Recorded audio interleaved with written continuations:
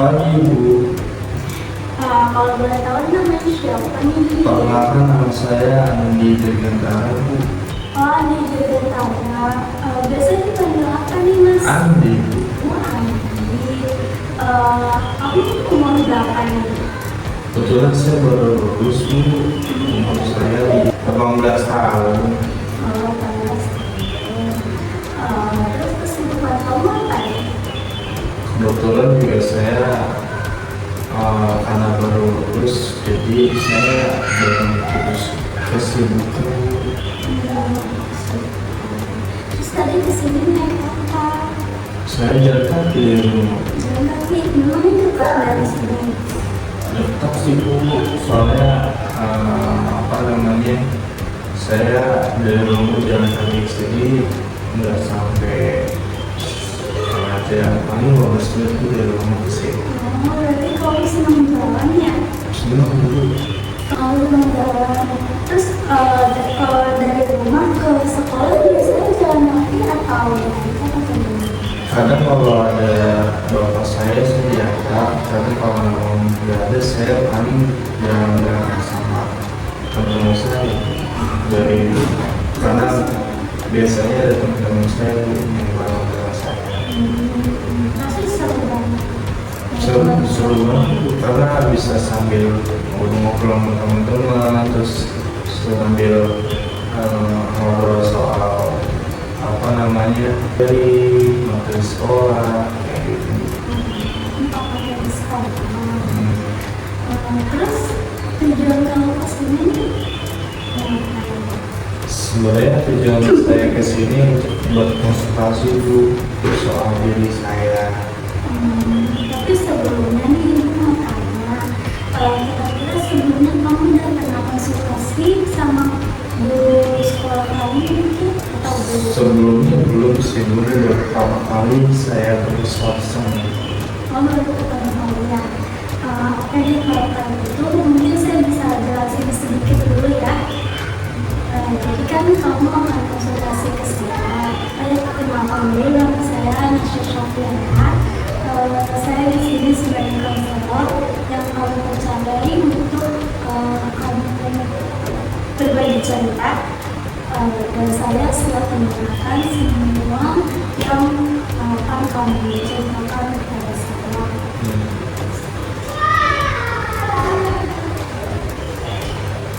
Nah, dalam proses ini kita tuh bisa ngobrol kayak teman aja.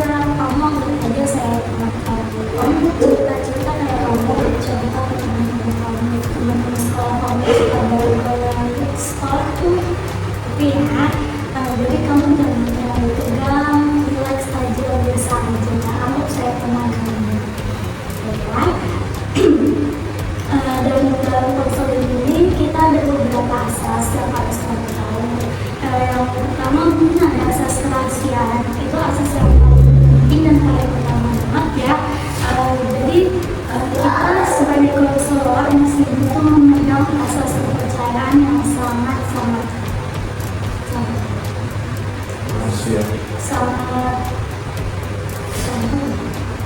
asas kerahasiaan yang sangat penting buat kami.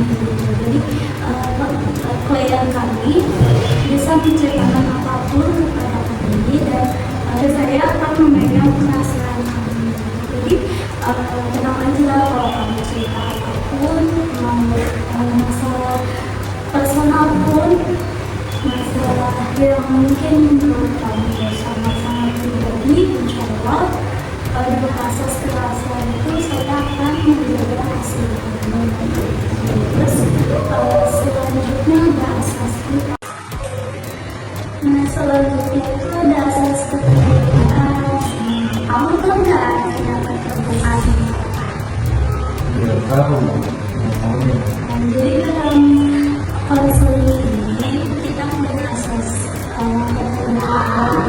Artinya kamu harus terbuka sama konselor kamu, sama kamu sama yang kamu percayai lah. Sekarang kamu datang ke sini berarti kamu percaya sama saya kan? Nah, berarti artinya kita berdua harus sama-sama memegang proses harus membuka masalah ada saya dan saya juga harus terbuka untuk mendengarkan semua cerita kamu. Oke ya. Terus selanjutnya yang terakhir mungkin ya saya menjelaskan beberapa juga ya, karena kalau dijelasin semua kayaknya perlu suatu sesi konseling.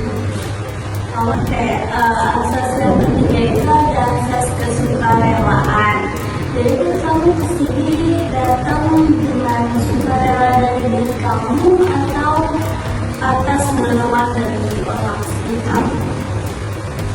Atas dari diri saya sendiri, karena saya ingin menyelesaikan apapun yang saya ingin. Jadi kamu kesini atas keinginan diri kamu sendiri kan, berarti kamu sukarela dan datang kepada saya. Berarti dari ketiga asas itu saya harap kamu bisa terbuka dengan saya dan kamu bisa percaya dengan saya dan saya berjanji saya akan menjaga semua rahasia yang kamu akan sampaikan kepada saya.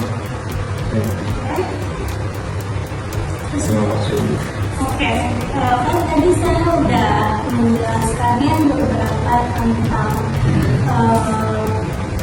konseling itu kayak gimana dan asal-asal dari harusnya. Mungkin kita bisa langsung masuk ke proses konselingnya ya. Sebelumnya kita memperkenalkan dulu nih soal mantap sehingga sebelumnya. Coba tahu kamu masih bingung. Saya rasa cukup soal tadi yang sudah jelaskan kepada saya, asas konseling juga sudah cukup sih. Menurut saya sudah bisa saya bisa saya tangkap apa yang bisa soal konseling. Kalau gitu berarti kita masuk langsung ke konseling ya. Tadi kalau masalah rumah, saya mau bilang kamu sedikit bilang ya, sedikit bilang apa kamu dari aksi. Kalau dari kamu lagi bilang apa sih? Jadi saya belum memutuskan itu antara saya mau lanjut sekolah atau saya langsung kerja dulu. Tapi kalau dipilih antara dua pilihan itu salah satunya bagi saya. Jadi menurut ibu saya harus kerja. Kalau dari saya sih sebenarnya ada saya juga tahu dengan pasti kamu sangat bingung ya apa yang tentang dari tulis dilakukan dari tujuan seperti itu. Tapi kalau boleh saya mau lebih jauh, kira-kira kamu lebih dominan ingin bekerjaan atau tujuan seperti itu? Kalau langsung bekerja, saya bisa membantu langsung untuk baca ya. Tapi di sisi lain, saya juga merasa kalau kuliah itu bisa memberikan peluang karir yang lebih tinggi untuk di masa depan saya nanti. Pikiran kamu itu memang sudah benar. Jadi kamu mau milih kedua atau kuliah dulu lah. Iya, betul. Oke, jadi sebenarnya kalau boleh tahu nih, apakah ada tekanan sesuatu dari keluarga kamu kayak misalnya tekanan finansial atau tekanan dari saudara-saudara yang lain? Sebenarnya tidak ada. Saya ingin mandiri dan membantu meringankan beban orang tua saya untuk mereka yang memang orang tua saya sudah beranjak usia dan banyak berkorban untuk pendidikan saya. Jadi saya ingin membantu sekali beban orang tua saya dan teman saya bekerja. Kamu sudah semakin lewat ya dengan ada bekerja seperti itu. Tapi itu alasan kamu bekerja itu sangat-sangat mulia menurut saya. Tapi ada gak kira-kira alasan kamu untuk melakukan kuliah? Apakah ada yang singkat atau sama seperti ada di diri kamu juga? Sebenarnya kalau untuk dari dorongan ya, dari orang tua atau juga dari saya sendiri, sebenarnya karena saya merasa kalau punya gelar yang lebih tinggi, saya bisa menaikkan atau mendapat pekerjaan dengan gaji lebih baik nantinya. Jadi sebenarnya itu dari diri saya sendiri sih untuk berpikir seperti itu. Tapi dua pilihan tersebut memang diri kamu sendiri, makanya dari masalah tersebut kamu bisa bingung ya, kamu harus lebih berikan ke pekerjaan kamu atau melanjutkan kuliah kamu. Benar? Iya, benar. Oke, sebenarnya apa yang kamu pikirkan antara pekerjaan tersebut dan kuliah tersebut itu yang benar. Dua-duanya sama-sama kuliah dan dua-duanya sama-sama seperti yang udah kamu pikirkan lebih matang lagi. Nah sekarang saya bertanya sama kamu, kira-kira dari dua pilihan tersebut kan dua-duanya sama-sama dari keinginan kamu. Antara dua pilihan tersebut ada nggak yang lebih prioritas menurut kamu? Rasanya prioritas saya untuk sekarang adalah membantu keluarga saya. Tapi saya juga ingin menjaga pendidikan saya nantinya. Karena kalau memang saya menjaga pendidikan saya, mungkin pendidikan saya nantinya akan terlalu lama untuk saya apa.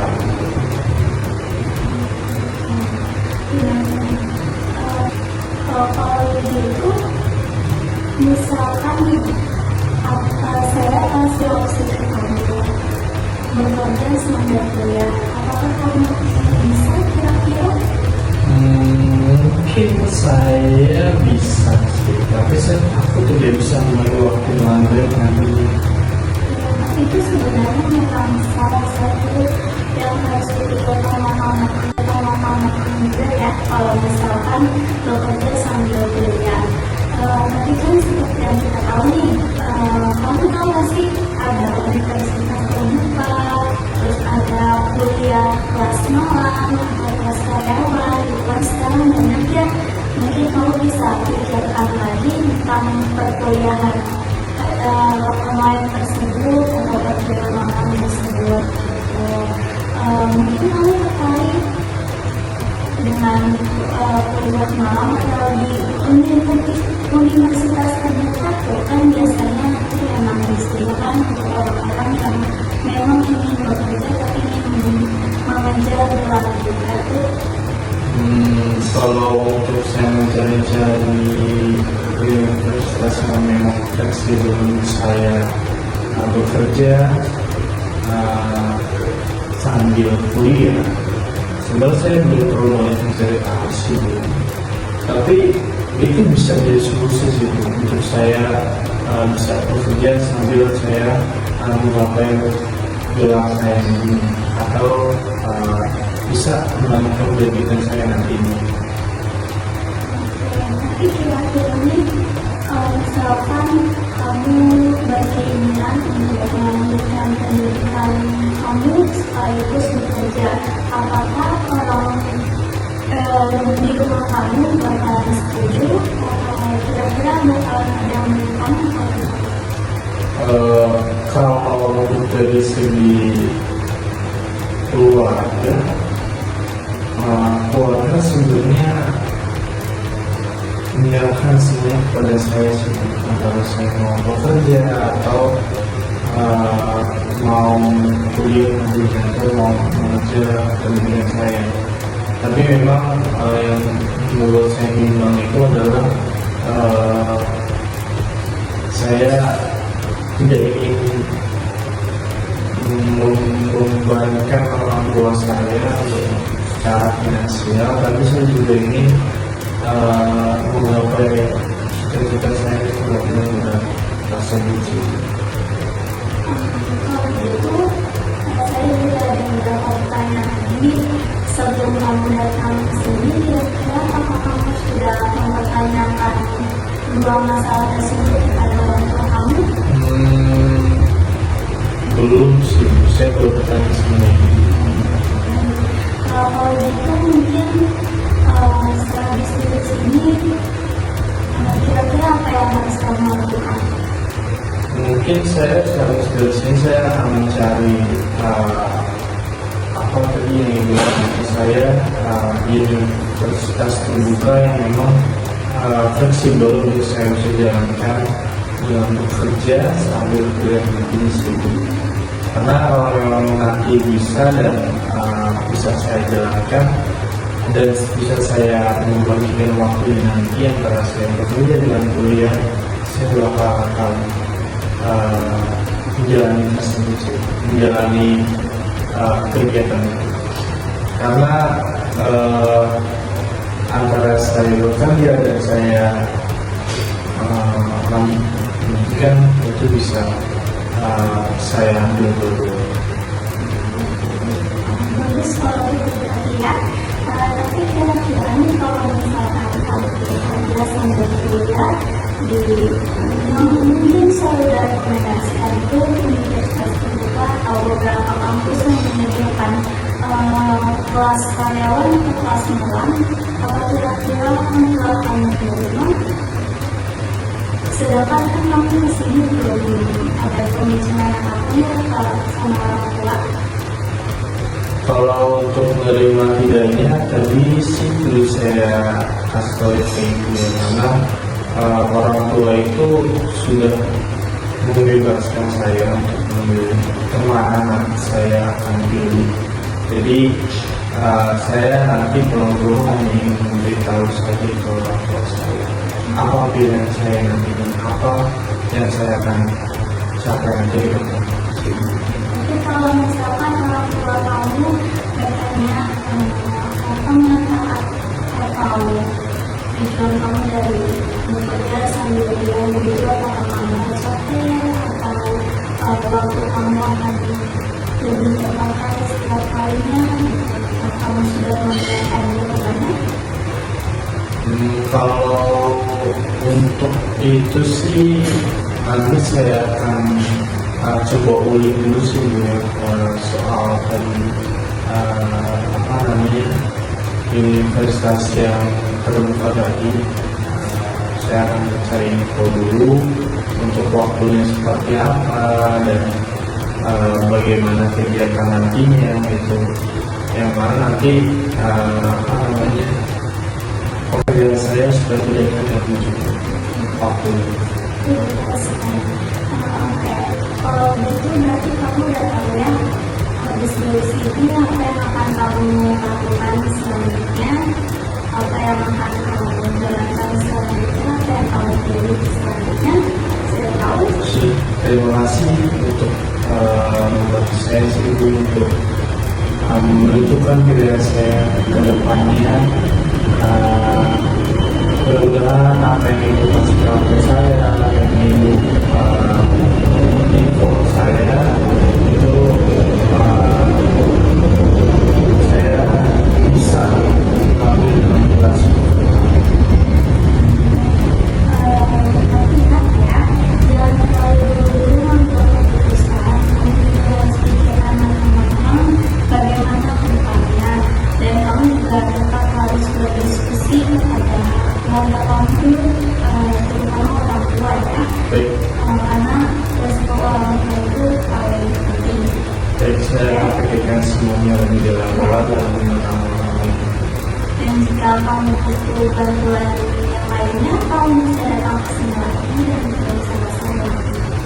Baik, terima kasih Bu.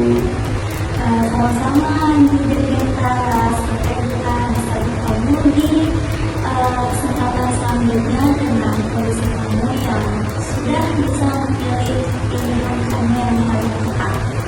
Oke teman-teman, terima kasih sudah menonton videonya.